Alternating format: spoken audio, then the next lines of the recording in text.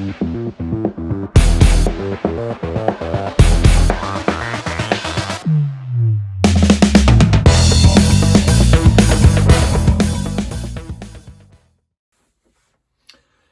guys, welcome back to the channel. Thanks for tuning in. I just got back from the most recent couple of tournaments, actually. I guess I was gone for 2 weeks. I was down at the Harris Channel Lakes for the Bassmaster Open Southern Division kickoff, and then I went right from there to Lewis Smith Lake for the second MLF Pro Circuit event. And you know, I gotta tell you, I watched a lot of live. I got to think about it on my 12-hour car ride back, and I'm really not a happy camper after this Smith Lake event. I think this was the 6th time I've been there. I've cashed every other time I've fished that lake. I feel like I've got a really good connection with it.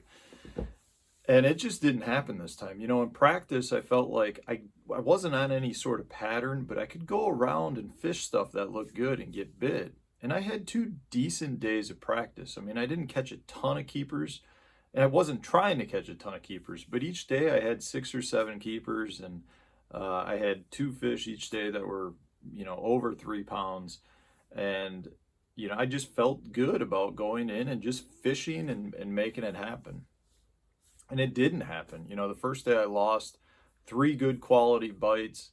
If you've watched my recap video, I put it out yesterday. So go back and watch that and you can see I lost a couple of fish. One of the fish, the video for whatever reason won't load, but I lost a good one from under a dock. And so yeah, that's what happened. But you know, you can see if you watch that video, I was using really just a couple of baits. So I wanted to go over my setups with you because I always get questions. What rods, what line, what baits. And, you know, Smith Lake for me, I had probably 12 rods on the deck of my boat, but I really used, if I was fishing for spots, I pretty much used 2 rods. If I was fishing for largemouth, which I did a little bit the second day, well, actually I did for the first half of the second day, which was kind of where I screwed up. But I caught all my fish on 1 bait. I didn't put any of those fish catches in the video just because they weren't keepers, but I did catch 7 or 8 largemouth on the second day, several of which were like 14.5 inches. But I'll go over the setup. So the first is like a tried and true Smith Lake setup, and this is just a small swim bait. You know, for me, I was using either a 2.8 or a 3.3 power swimmer, Berkeley power swimmer, and I tipped that on a Dirty Jigs Matt Steffen guppy head, and I was throwing it either on a 1/8 ounce 1/0 hook or a 3/16 ounce 1/0 hook. You can throw if you're throwing a 2.8 size, I definitely recommend a 1/0. If you're throwing a 3.3, you can throw the 1/0 or the 3/0 size hook. But this is kind of, in practice, this was a no-brainer. I was getting bit all over the place on it.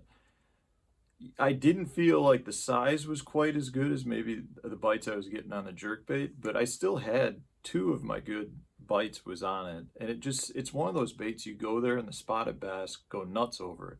For whatever reason in the tournament, it seemed like they kind of pulled off of the small swim bait. I don't know if they were getting wary because everybody throws one. But you got to have one. If you're going to Smith Lake or a spotted bass fishery, you really want to have a small swim bait like this 2.8 or 3.3 power swimmer. The guppy head, in my opinion, of course, I helped design it and my name's on it. I think it's the best small swim bait hook out there. It works great. I probably gave out 40 packs at the tournament. Everyone was coming up to me. So I know they won a lot of money for guys there. You know, from a rod and reel setup, yeah, I build my own rods. This is the MHX NSJ 871. It's a 7.3 1 power, so it's a light action rod, or a medium light action rod. These are rated for up to 3/8 ounce. I really love the way that this rod handles. I was throwing it with an Abu Garcia Revo Rocket 20, and I know that this is a super high speed reel, and it kind of goes against, you know, a slow moving swim bait. But in this case, I really liked it because the majority of my bites were coming on the initial fall. I would throw it out, engage the reel, and I'm pretty much letting it like pendulum back, letting the weight of the bait move the tail. So I wasn't engaging the reel much from a reeling standpoint. So I like the rocket and the high speed reel because once my cast was over, if that bait pendulum to the bottom and hit the bottom, and keep in mind, Smith Lake, most of the water we were fishing, the boat's in anywhere from 20 to 60 feet of water, sometimes 100 feet of water. Very rarely are you in less than 20 feet of water. So I would let this fall to the bottom, or at least fall, you know, 25, 30 feet down.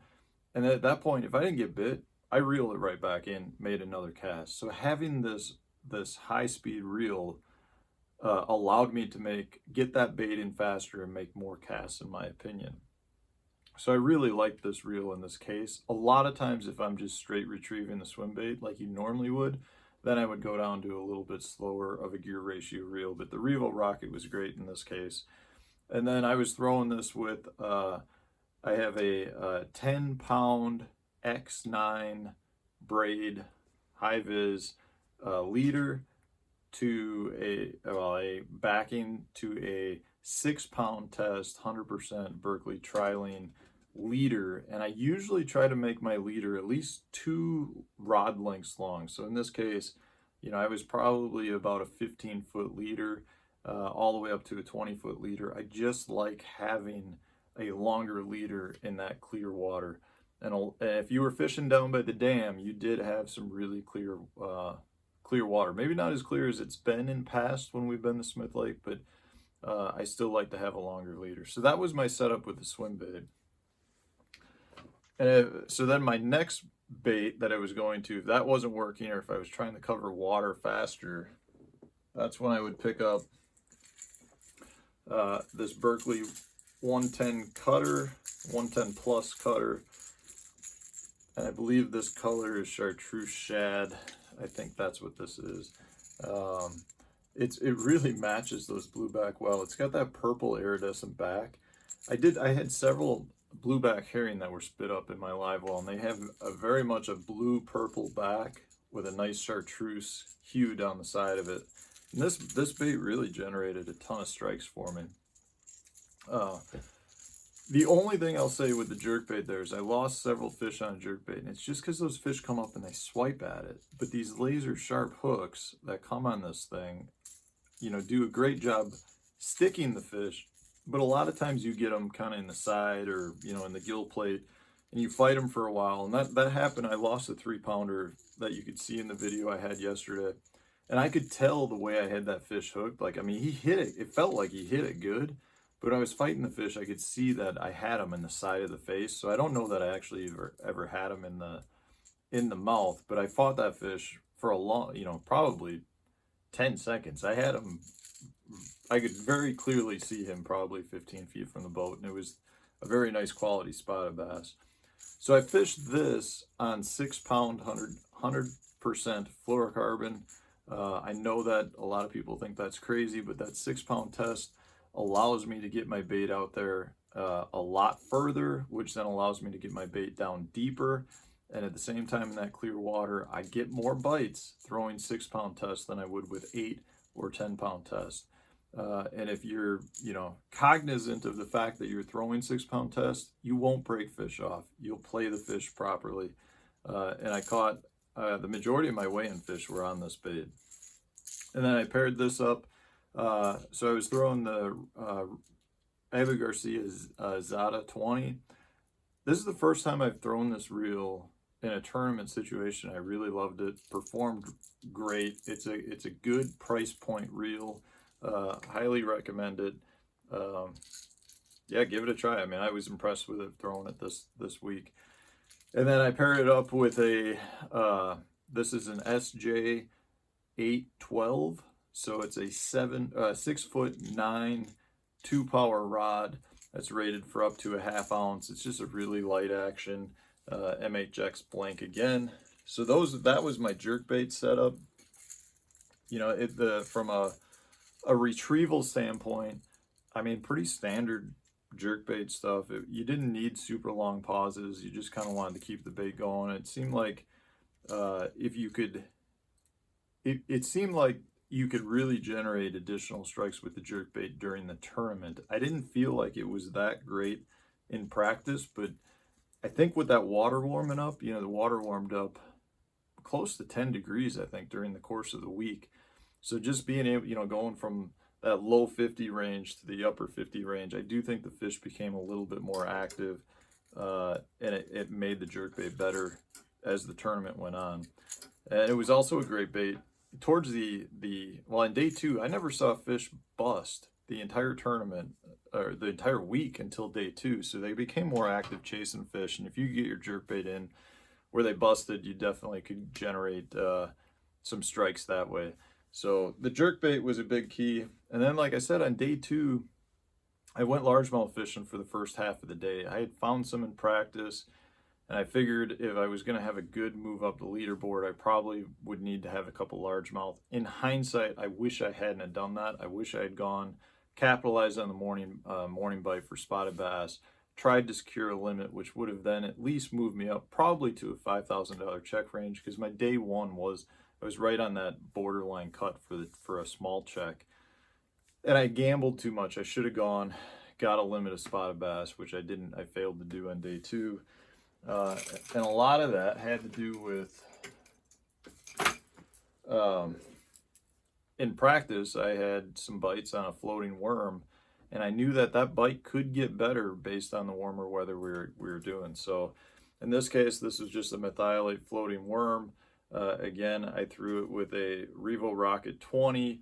And again, from my experience with a floating worm, I liked having that high-speed reel in this case, because I'm imparting action into the bait with my rod tip. I'm not doing it with the reel.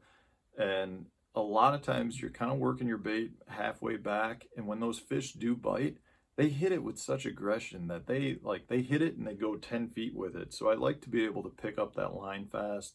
So I liked having the high-speed gear ratio reel. When using this, I threw this is 20-pound X9 Berkeley braid. This is a white leader, white backing line in this case, and then I tied that to an 8-pound test leader that was roughly 2 rod lengths long again, and it was generating bites. I would have loved to have done this all day, but I got to the point where I'm like, I gotta give up on the largemouth and try to go catch some spotted bass. From a rod standpoint, this is an MHX blank. This is the MB862 extra fast, so it's a little bit heavier of a rod. But again, in this case, you want to make sure I drove the hook home on this weedless bait, and it's got that fast tip that allowed me to impart a lot of action with small flexes of the rod. But that was my setup, guys. Those 3 baits really did the most of the damage.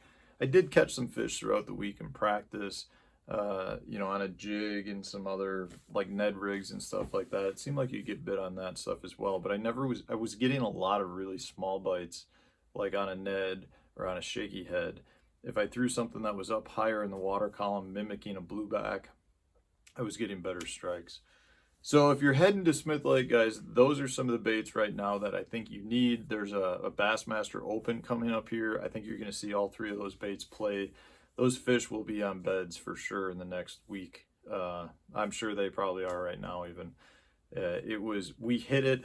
It was the toughest I've ever seen Smith Lake. We hit it about a week too early. It would have been phenomenal if we were there this week, but that's fishing. You can't always plan it. And again, I'm not making excuses. I really didn't do a good job this past week, and I honestly would prefer to fish tough versus everyone catching fish. So I feel like I let a good opportunity slide by, but at this point, all I can do is move on to the next event. So thanks for watching, guys. If you haven't subscribed yet to the channel, please do so. Leave a like, leave a comment, and stay tuned. Videos coming out every day. Thanks for watching.